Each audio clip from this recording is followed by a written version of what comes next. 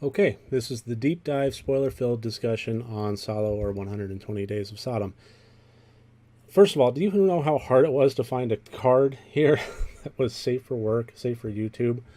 Uh, wow, this was a tough movie, and it has been a little while since I've seen it. I usually try to make sure that I watch a movie within 24 hours of making a review video, but I will just be completely honest, and I don't know if this is going to, um, sway people beyond the mark on whether or not to watch this.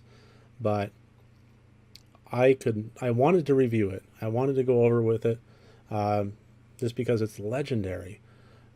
But I did not want to watch it again. I really couldn't bring myself to go through that again. And when I did go through it the first time, it was within the context of being in a room full of friends during a 14 movie binge-a-thon. And that brought a lot of levity to the table where half the fun of it for me was watching everybody else squirm. Uh, one or two people leaving the room, and uh, that brought a jovial element to what would be a very difficult film to watch in the first place. So when it came time to review this, I was really weighing whether or not to kick it back on, but I just couldn't do it. And I had so much of it still seared in my brain that I felt that that was sufficient. And ultimately, when you hear a lot of people talk about this movie and review it, um, that's what you hear more than anything else is about the shock factor of it. And ultimately, that's kind of what it comes down to. Whether or not you want to watch this movie is how much can you witness a young naked Italian lad. How much poop can you watch him eat? How much rape can you stomach on screen? It I don't know. It definitely challenges the viewer, and it wasn't a challenge that I was willing to go through again. Not this readily, not this easily. And I will watch a lot of really difficult movies over and over again. I have seen Requiem for a Dream countless times. Love it. One of my favorites. And I hear a lot of people say the same thing about that. When I first saw Requiem, it was in the theater, and I witnessed something I had never seen before. When it was over, the theater, it was an independent, like a landmark cinema, and the movie was only about three-quarters full of people. And when the end credits rolled, nobody got up, nobody talked. It wasn't the usual. Well, what did you think of that movie? Oh, this part and this part. Okay, well, let's go get get a slice of pizza. Nobody moved, and nobody talked. And then slowly, one by one, people just got up and walked out of the theater without saying a word. And it was so emotionally draining that I've heard a lot of people say that it is the movie that they loved the most that they're never willing to watch again. I have seen it countless times, and I love it each and every time. I don't know if I'd be willing to watch Salo again. Certainly not anytime soon. So, uh, if you haven't seen the movie yet and you're watching these videos, it's probably to get a sense of how bad could it be. And in quality terms, in cinematic storytelling, acting quality terms, it's fantastic. In terms of depravity and sadisticness and how much can you stomach through, it's about as bad as I've seen. Without going into more really low key niche territories. Um, I really just don't have a lot to discuss in terms of specific plot points, specific storyline elements, anything like that. Um, just because I think, two things. One is I don't feel qualified to.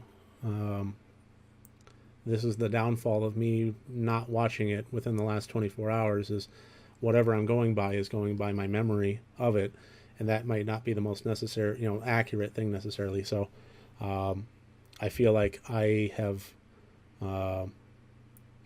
I have lost that privilege to discuss specific elements further, and it would be irresponsible of me to try.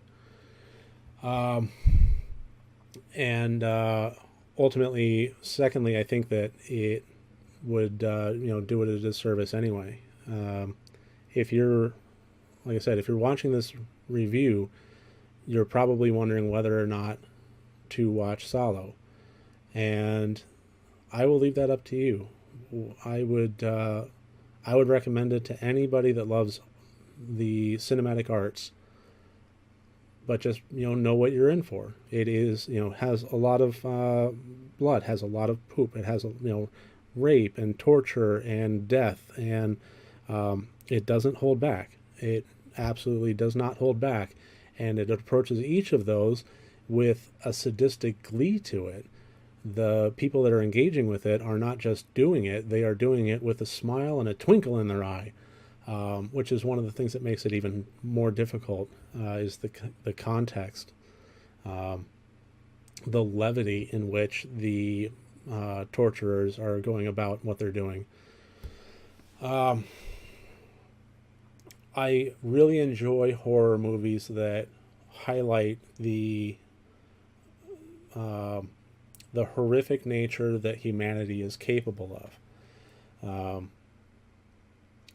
I believe, and I don't want to misquote, I'm going to paraphrase, and I could be wrong on this, but I believe it was George Romero, who is famous for his Night of the Living Dead and his Living Dead movies, that where he said something along the lines of the fact that zombie movies are not about zombies being the enemies. Zombies are the setting, and the setting allows humanity to show itself to be the villain in various different ways, and his movies kind of cover that in unique aspects for each film. Um, and I think that that's an effective storytelling method. I think some of the best horror films out there show within the context of the supernatural the horrific elements that humanity is capable of, and that is one of the scariest things. Um, and humanity and history has shown us just what we are capable of, and I think that reality is always going to be worse. I mean, not just in the fact that it is reality, but just logistically, detailed level worse than anything the arts could come up with. Um, so I really don't have a whole lot more to add on here. If you can think of anything that you want to bring to the table in terms of discussion, whether it is about the socio-political power struggle subtext of the film, if you want to address that further than I have, because I really didn't much. Like I said in the review, it's not something I necessarily subscribe to, just because I really didn't get that out of watching it. But if you want to bring it up, if you want to make an argument, make a case, if I've missed anything that you want to discuss, if you think of any critical elements that you agree or disagree with me on, I welcome that discussion. I welcome that feedback, and I will engage with it if you wish to leave comments. So, yeah, until tomorrow.